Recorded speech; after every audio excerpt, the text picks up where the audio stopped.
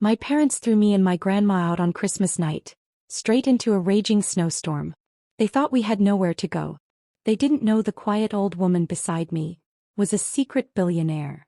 Before we begin, tell me in the comments, where are you watching from? I always love seeing how far these stories travel. Now let's get into it because I still remember how the wind sounded that night, like the whole sky was angry. My name is Lynn. I was 11 when this happened, old enough to understand pain but too young to fight it. My parents, Rhett and Marlena, were always stressed about money. Every argument sounded the same: bills, meals, rent. Things would be easier if we didn't have extra mouths to feed. The extra mouths were me and my grandma Evelyn, who had moved in a few months earlier after getting sick. She was soft-spoken, silver-haired, and gentle, the only person who ever truly noticed when I felt scared. As Christmas got closer, the house didn't feel happy the way other homes did. No cookies baking, no laughter, no lights or music. Only tension hanging like smoke.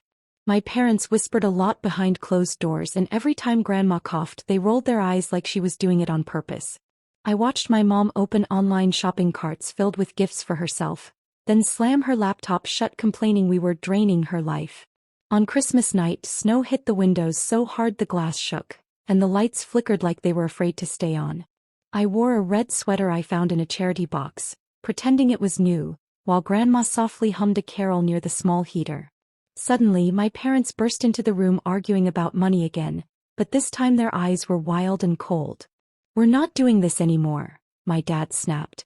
"We're done sacrificing for you too." I didn't understand until my mom shoved a torn trash bag toward us. "Get out. Tonight.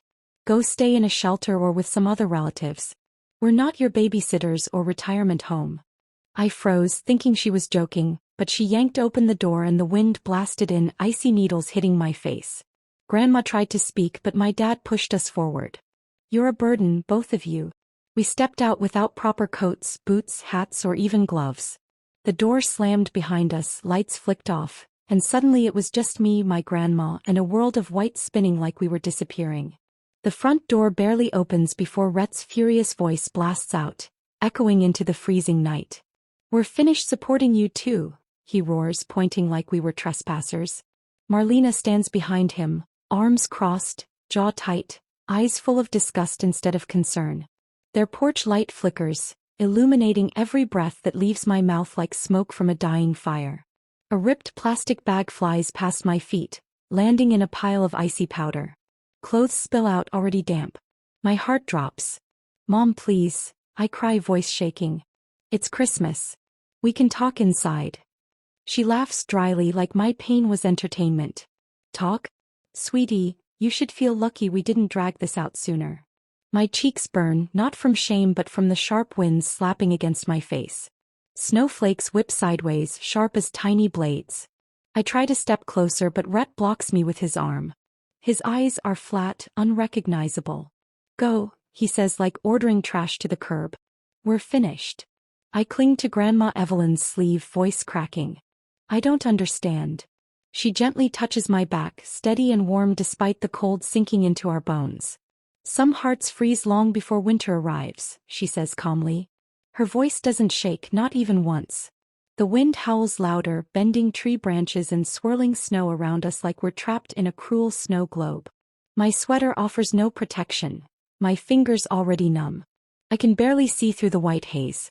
Marlena rolls her eyes at my tears, then flips her hair. She acts like she deserves royalty treatment, she mutters. "Close the door," Rhett orders, sounding bored.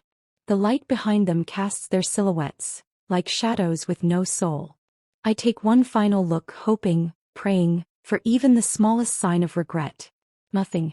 Evelyn helps me lift the sagging bag, though the wind nearly rips it from our hands. "We'll keep walking," she whispers. Her voice is the only warm thing left in my world. This isn't our ending. With slow steps we move away from the porch, snow swallowing our footprints instantly. Our house, or what used to be, fades behind swirling white. Then with a loud thud, the door slams and the porch light goes dark, leaving only the storm to witness us. Evelyn squeezes my shoulder. "Forward, sweetheart," she says softly. "We don't stay where our hearts aren't welcome." And we continue side by side into the unknown. My boots sank deep into the white drifts as I tried to wipe my face. but the tears kept coming faster than the wind could freeze them. My voice shook as I looked up at her. "Where are we supposed to go? There's nowhere warm, nothing open, and nobody even knows we're out here." The words came out small, like they were breaking apart in the air. Evelyn didn't raise her voice, didn't panic, didn't curse the night or beg for mercy. Instead, she leaned closer, her breath soft against my ear. "We're walking away from a place that stopped caring," she murmured, the tone gentle, almost peaceful. "And we're stepping toward a life that was always waiting for us." I blinked, confused. How could she sound like this wasn't the worst moment of our lives? Her expression wasn't frightened. If anything, a faint calm spread across her face, like she had known this was coming and had already accepted it long before the door slammed. I stared at her, trying to understand. The woman beside me looked less like someone abandoned and more like someone finally released. She reached into the inside of her coat where I expected tissues or cough drops. Instead, she removed a small device I had never seen her use. It wasn't new or fancy, but it looked important, like it hadn't been touched in a long time. She flipped it open with steady fingers, shielding it from the icy wind with her palm. Her eyes narrowed with quiet determination as she lifted it to her ear. A few short, whispered words slipped from her lips. Not desperate, not afraid, decisive. When she closed the device, she didn't tuck it away slowly or hesitate. She simply said, with a certainty that sent chills stronger than the cold, "Everything changes now." The storm roared louder, but something felt different, like the night itself paused. I hugged myself tighter, shivering as flakes swirled around us. Minutes crawled by, my teeth chattering, but Evelyn kept her stance strong, eyes fixed on the road ahead as though she was waiting for something only she knew would arrive. Then, out of the white blur, a beam of light pierced the darkness. Not from a house, not from a neighbor, but from a vehicle cutting through the blizzard with purpose.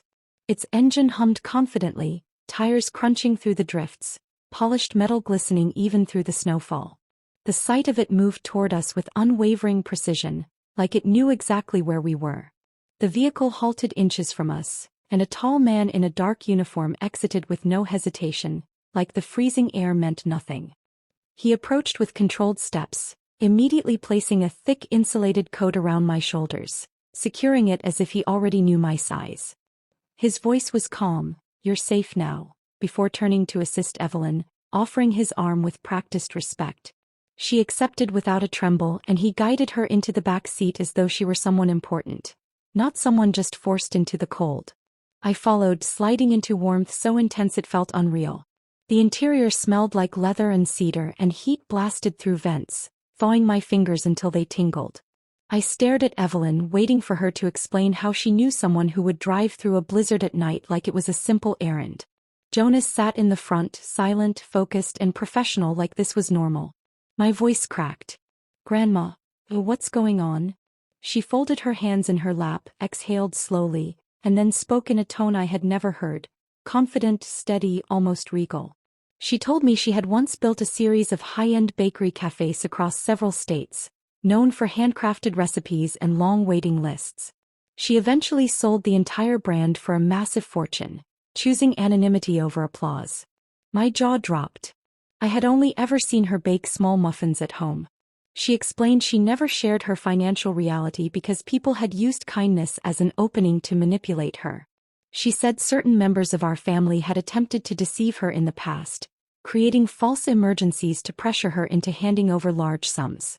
When she recognized their intentions, she cut all access quietly and vanished from their expectations. Hearing this made my stomach twist. She meant my household. I could barely breathe as she continued. She never moved in with us because she needed assistance. She chose to stay close to me because she sensed things I never saw clearly: comments, treatment, tones, decisions. He wanted to protect me, not burden anyone. Her eyes softened when she said it. My heart pounded, realizing the truth. My parents hadn't abandoned someone helpless. They had pushed away someone who could have changed all our lives, someone who actually loved me. The shock hit so hard I felt dizzy. I wasn't just sad anymore. I was stunned that two adults could make a choice so cruel, so blindly, without ever knowing what they were throwing into the snow. Jonas guided the vehicle along icy backroads with unwavering focus, wipers fighting sheets of white that blurred everything beyond the glass.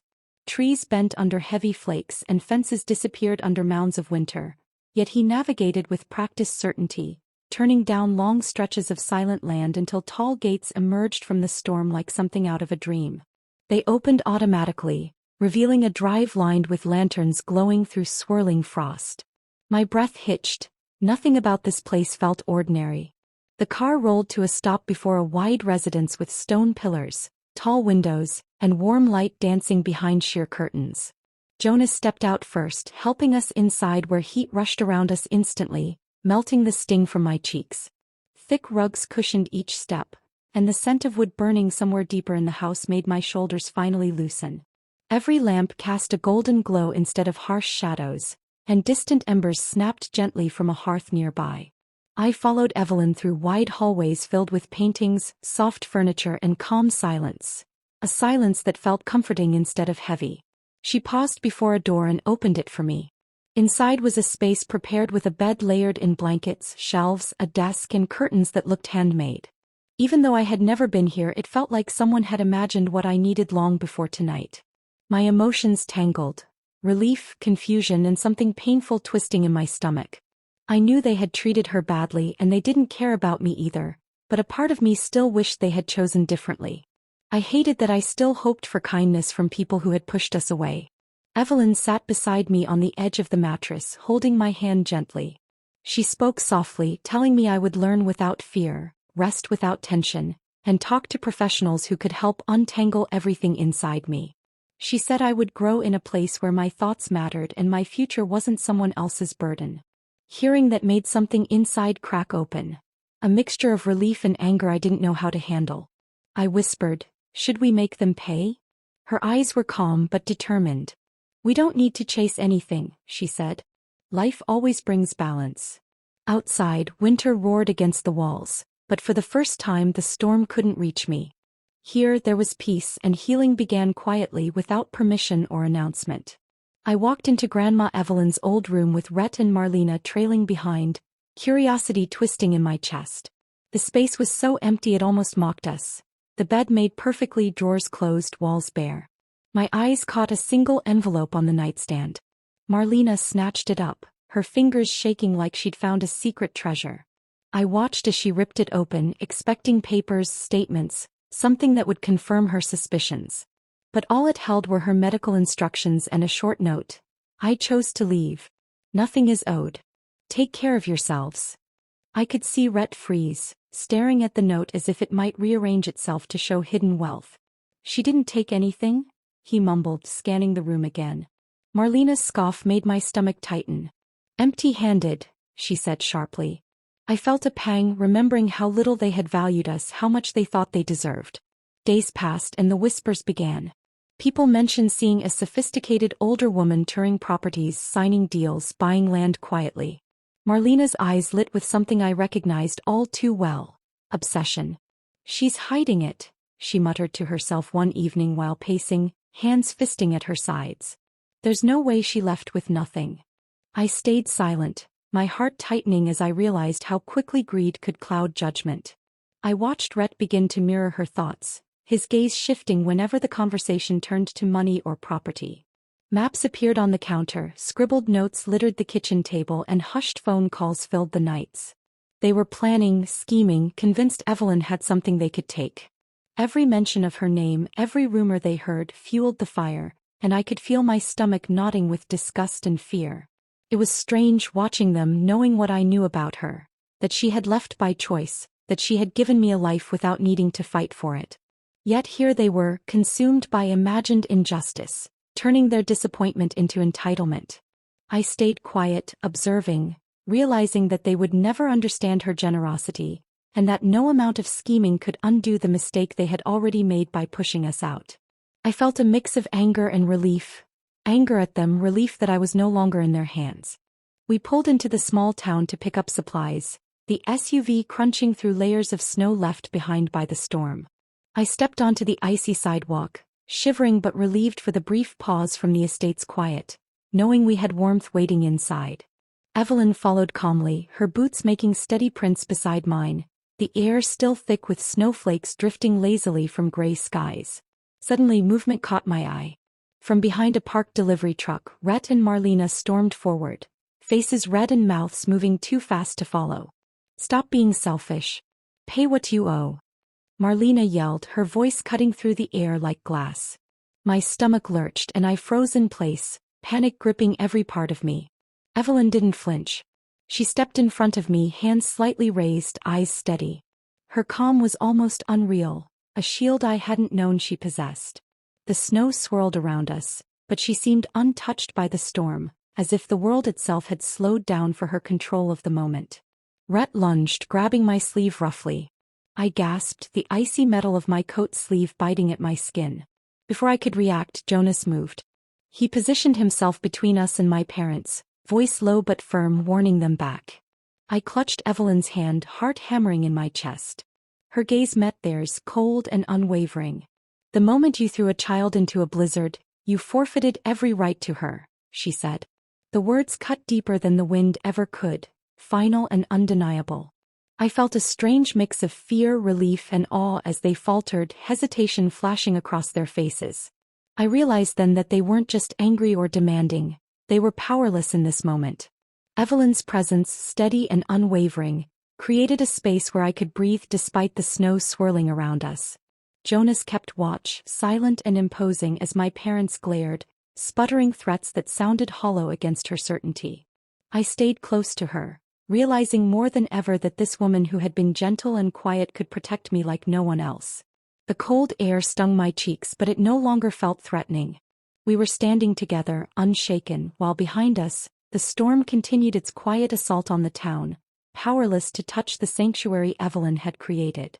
Once we were back at the estate, Evelyn sat me down and reached into her coat. I thought she might be holding tissues or a small snack, but instead she pulled out a tiny camera barely larger than a button. I kept a record, she said quietly. Everything from that night. My stomach tightened as I realized she had evidence of every shove, every harsh word, every second we spent outside while snow and wind tore at us. She didn't waste time. Within days, a woman named Marjorie Creel arrived, briefcase in hand, sharp and decisive. Evelyn explained the situation and I watched as Marjorie listened intently, taking notes, asking pointed questions. By the end of the meeting, I understood that this was more than a warning. It was a plan. Reports would be filed, legal motions prepared, and the authorities alerted to the danger we had been forced into.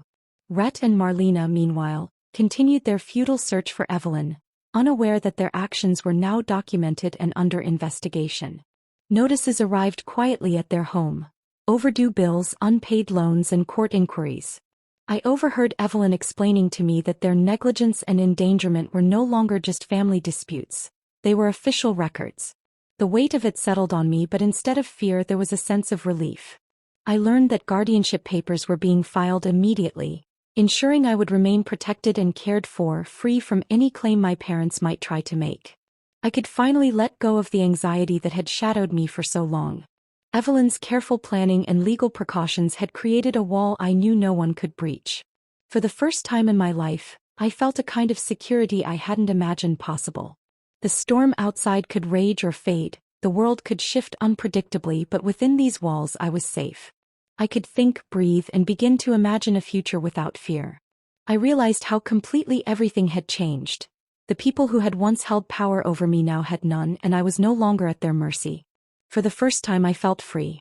The first session with the therapist felt strange at first. A quiet room, soft light, and someone genuinely listening.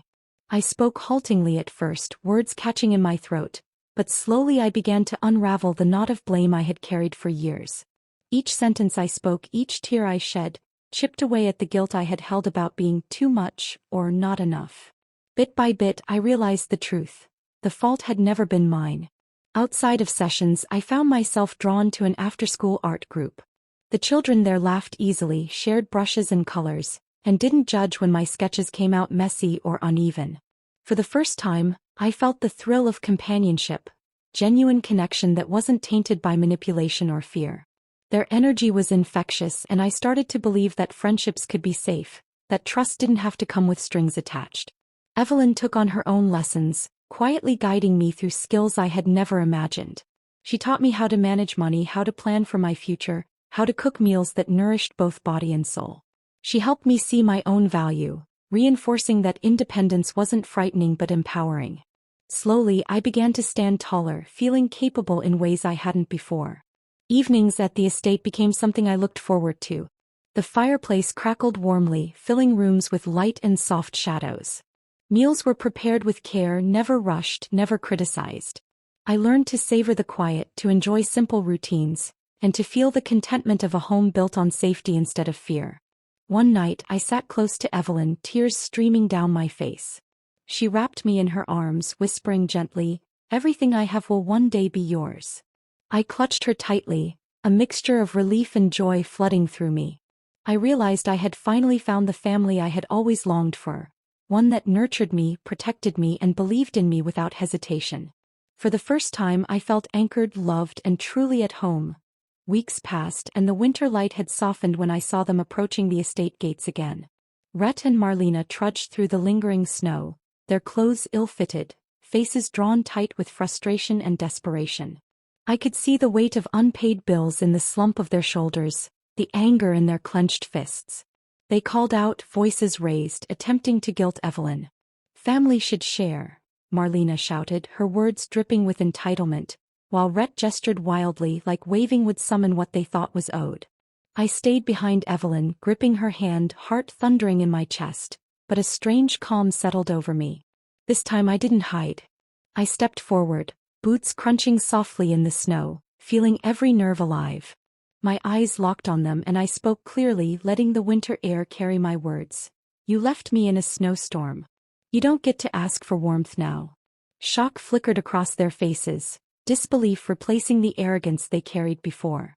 Their mouths opened and closed, but no words could undo what had already been done. Jonas appeared from the side, firm and precise, guiding them away from the gates. Security followed, and their protests faded into the wind, swallowed by the whiteness of the yard. I felt the chill recede as I turned back toward Evelyn. The warmth of the house called to me, a refuge I had earned without lifting a finger for vengeance. The gates closed behind them with a soft, resolute click, sealing the space around us.